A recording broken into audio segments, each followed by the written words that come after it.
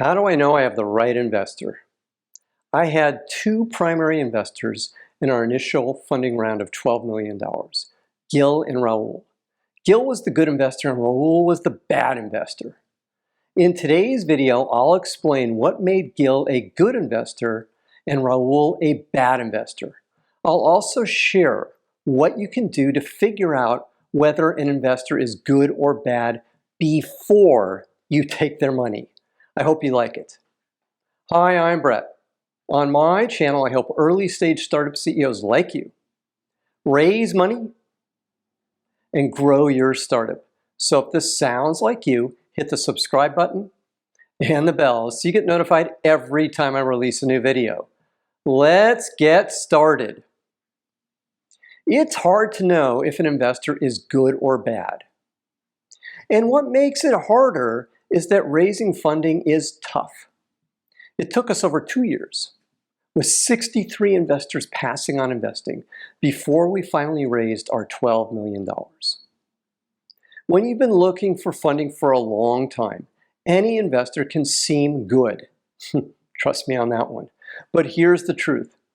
Every investor is in this to make money. They want you to do well. The problem isn't their intention. It's that investors can pull their support for reasons that have nothing to do with you. However, if you look closely, there are early signs that your investors will either support you or become a problem. Let's talk about these early signs first. The early signs to look for in an investor. When you're meeting with investors for the first time, your primary goal is to get a second meeting. But even in that initial meeting, there are some telltale signs that you can pick up on. First, are they respectful of your time? Investors are notorious for being late. 10 to 15 minutes late isn't ideal, but an hour late is a yellow flag unless they have a good excuse. Respecting your time matters because it shows how much value they place on you and your company. Gill and Raul were always punctual, and I appreciated that because it set a professional tone. Time is one of the most valuable assets you have, and an investor who doesn't respect that might not value you as a partner. The way someone respects your time in the early stages of a relationship often reflects how they'll behave later. If they're unreliable now, imagine how they might act during a critical moment for your business. Second, what kind of questions are they asking? Thoughtful questions indicate that an investor understands your business. For example, both Gill and Raul asked me specific questions about how we plan to scale and differentiate ourselves. Investors who don't ask you questions, well, that's a problem. It usually means they're either not paying attention or they're not serious about your company. The good news is this is self-correcting. The best investors ask tough but constructive questions that challenge your thinking and help you improve. For instance, an investor might ask, what are the biggest risks to scaling this model? Or, how do you plan to protect your market position from competitors? These questions show they're not only interested, but also thinking ahead about your company's success. Number 3, do they show genuine interest? Enthusiasm matters. Look for signs that the investor is excited about your company. For instance, Gill mentioned that he had previously invested in a similar, very successful company, which signaled to me that he understood our market and saw potential. Raul also had experience in a related company, which made me feel he was taking us seriously as well. But enthusiasm needs to be consistent throughout the process, not just at the start. If an investor's interest wanes after our first meeting, there's something to pay attention to. Additionally, take note of their body language and engagement during meetings. Are they leaning in, asking follow-up questions, and taking notes? These small details can reveal how invested they are in your pitch. Now, let's move on to the next phase, when you're reviewing term sheets and going through the diligence process. At this stage, you've made progress, but you need to stay alert. This is where you'll start to see how the investor really operates. Number one, how is the investor behaving? Fundraising is like dating. Everybody should be on their best behavior. If an investor acts poorly at this stage, consider it a big warning sign. For example, Gill was always direct but respectful. Raul, however, sometimes screamed at me over concerns while closing the term sheet. At the time, I brushed it off because I was eager to close the deal. But in hindsight, it was a clear indicator of the issues to come. Investors who behave poorly during the diligence process are unlikely to improve once they're on your cap table. This stage reveals a lot about their character. Another example to watch for is how they communicate deadlines. Do they push you to move quickly without providing clear reasons? High-pressure tactics can signal potential challenges down the road. Second, pay attention to deal terms. This is where having a great lawyer is essential. My attorney, Marcia, was a lifesaver. She'd seen countless term sheets, so she knew exactly what to look for. The term sheet from Gill had standard terms. Raul's term sheet also was standard, but the valuation was lower than we expected. That wasn't a deal breaker, but it was a yellow flag.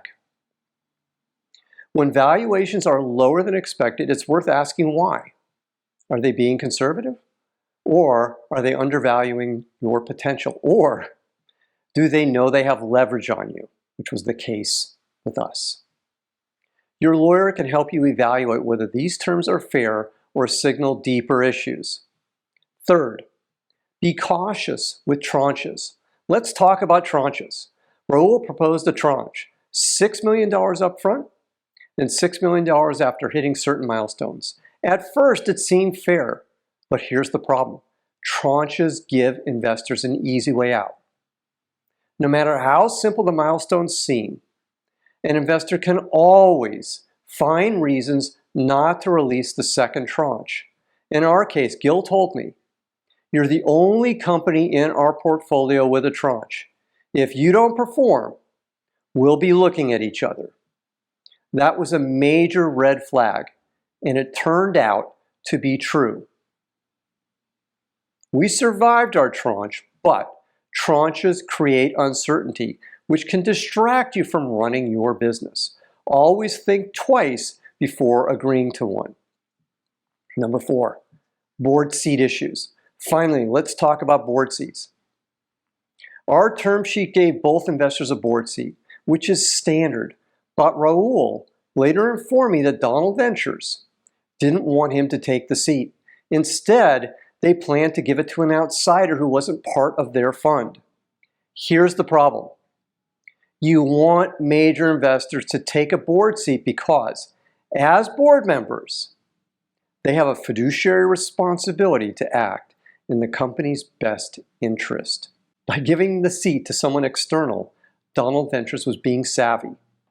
They understood that their views might change down the road. This arrangement gave them the ability to walk away from the investment without the legal obligations that come from being a board member. Always consider what board dynamics mean for your company's future. Let's move to these 7 questions you should ask to better understand your potential investors. Number 1, what concerns do you have about investing in my company? This question is powerful because it invites transparency. Investors have concerns, I guarantee it. It's part of their job. By asking this question, you give them the opportunity to voice their concerns, and you can address them on the spot.